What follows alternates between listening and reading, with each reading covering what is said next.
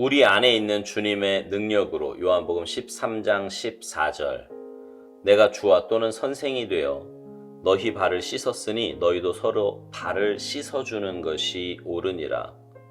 주변 사람들을 위해 사역한다는 뜻은 우리가 상황을 선택한다는 뜻이 아닙니다. 그것은 주께서 우리를 위해 조성해 놓으신 대로 어떤 상황에서나 사역하신다는 뜻입니다. 우리가 현재 상황 가운데서 드러내 보이는 특징들은 다른 상황에서도 마찬가지일 것입니다. 예수님께서 행하신 일들은 아주 보잘것없고 일상적인 것들이었습니다. 이는 바로 주님이 행하신 대로 우리가 가장 일상적인 일들을 하려고 할 때 우리 안에 있는 모든 하나님의 능력을 사용해야 한다는 것을 의미합니다. 주님이 사용하신 것처럼 우리도 수건을 사용할 수 있습니까? 남의 발을 씻겨주고 설거지를 하고 신을 벗는 일들은 우리 삶 가운데 가장 일상적인 일들로서 다른 그 어떤 일보다 가장 쉽게 할 수 있는 일들입니다. 그런데 이 일이 원래 의도된 대로 되려면 우리 안에 임하신 하나님의 전능하신 능력이 사용되어야 합니다. 내가 너희에게 행한 것 같이 너희도 행하게 하려 하여 본을 보였노라. 요한복음 13장 15절. 하나님께서 당신 주변에 이끌어 놓으시는 사람들이 어떠한 사람들인가 주의해서 보십시오. 이들은 바로 당신이 주님께 어떠한 사람이었는가를 보여주는 사람들로서 이를 알게 될 때 당신은 겸손하게 됩니다. 주께서 내가 너희에게 어떻게 하였는지 정확하게 그 사람에게 보여주도록 하라고 말씀하십니다. 그래요 주님, 제가 먼 훗날 선교지에나 가게 되면 그렇게 하도록 하지요. 이렇게 말하는 것은 한창 전쟁 중에 전쟁 참호 속에서 전쟁 무기를 만들기 시작하는 것과 같습니다.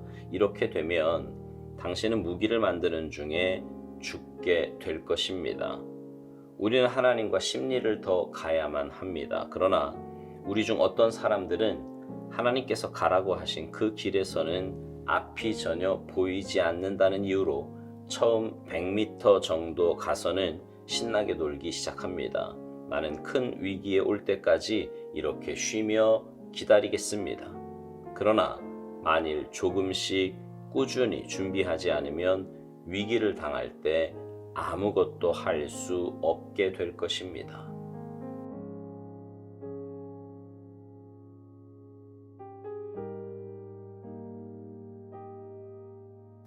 제가 예전에요 에베소서 강의를 하면서 강조했던 것 중에 하나는 우리 모두가 다 사역자라는 것입니다. 한국교회에 팽배해왔던 잘못된 생각 가운데 하나가 사역은 목회자가 하고 평신도는 그저 돕는 정도라고 생각한다는 것이었습니다. 그러나 성경을 보면 그것이 얼마나 잘못된 생각인지를 알 수 있습니다. 사역은 여러분 모두가 하는 것입니다. 오히려 목회자는 가르치는 자요, 사역의 방향을 제시하는 자이며 이런저런 사역을 감당해야 하는 사람은 바로 여러분입니다. 사역의 현장은요, 교회만이 아닙니다. 하나님께서 여러분을 두신 삶의 자리가 바로 사역의 현장입니다.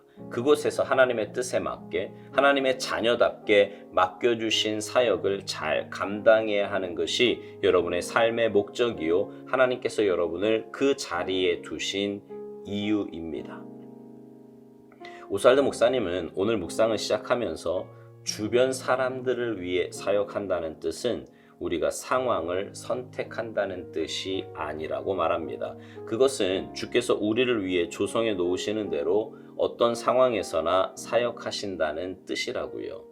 이 말은 우리가 있는 그 자리와 그 형편에서 주님께서 맡겨주신 사명을 감당해야 한다는 말입니다. 그리고 우리가 그렇게 사명을 감당할 때 하나님은 그런 우리를 통해서 역사하신다는 거예요.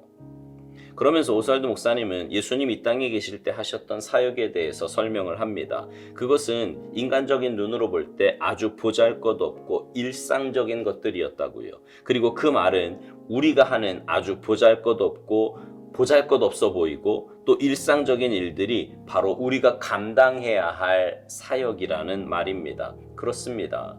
우리는 사역, 그러면 뭔가 엄청나고 대단한 일을 해야 한다고 생각하지만 그렇지 않습니다.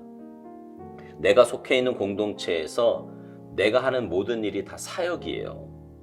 예를 들어 가정에서 상대방의 입장에서 생각하고 배려해 주는 것, 내가 먼저 움직여 상대방을 편하게 해주는 것, 말이나 행동 등 표현을 할 때도 내 감정대로가 아니라 상대방의 입장을 고려하는 것, 이런 모든 일들이요 다 우리가 가정에서 할 수 있는 사역입니다.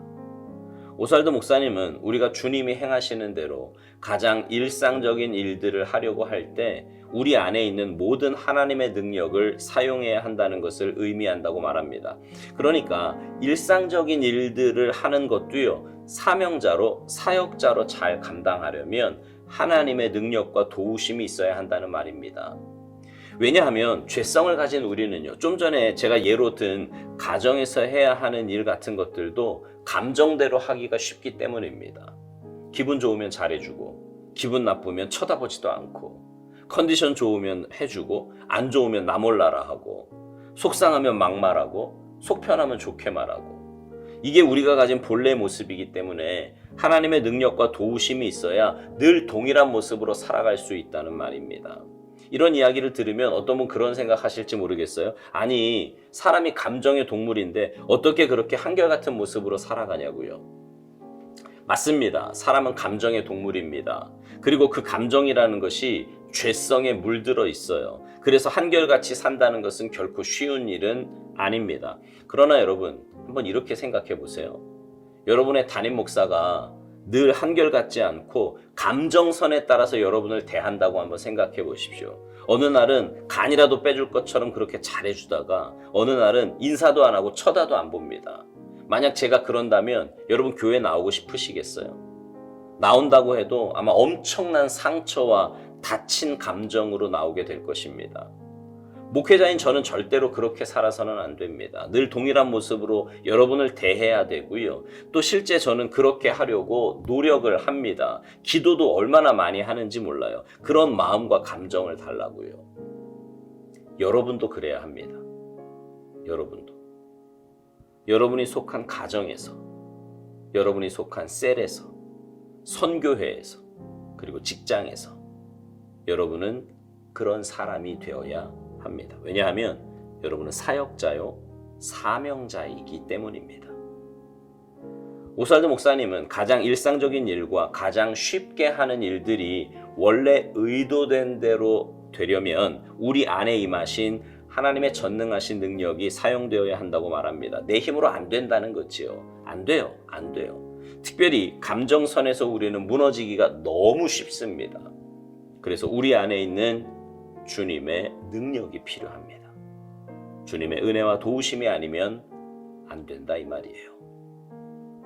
오살도 목사님은 우리에게 내 주위에 어떤 사람이 있는가를 주위에서 보라고 권면합니다. 그들이 바로 당신이 주님께 어떠한 사람이었는가를 보여주는 사람이라고요.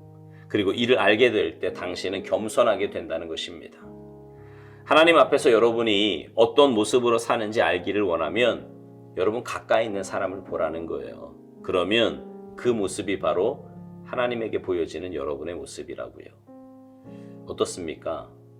여러분 주위에 있는 사람이 겸손합니까? 따뜻한가요? 사랑이 넘칩니까? 그러면 바로 여러분이 그런 사람입니다. 반대로 여러분 가까이 있는 사람이 까칠합니까? 감정적인가요? 자기 멋대로 삽니까? 바로 그 모습이 여러분의 모습입니다. 그러면서 오스왈드 목사님은 이제 우리가 만나는 사람들에게 주님께서 내게 베푸셨던 그 은혜를 베풀라고 말합니다. 사명자로 살아가라는 말이지요. 사랑하는 성도 여러분, 우리는 우리가 만나는 모든 사람에게 사명자입니다. 가장 가까이 있는 가족들에게라도 말입니다. 매주 만나는 교우들에게라도 말이에요. 바라기는 여러분 모두가 여러분 안에 있는 주님의 능력으로 사명자의 삶을 감당하시기를 소망합니다. 그래서 여러분의 삶을 통해 여러분이 속한 공동체가 작은 천국이 되는 복된 역사가 있게 되기를 주님의 이름으로 축복합니다. 아멘.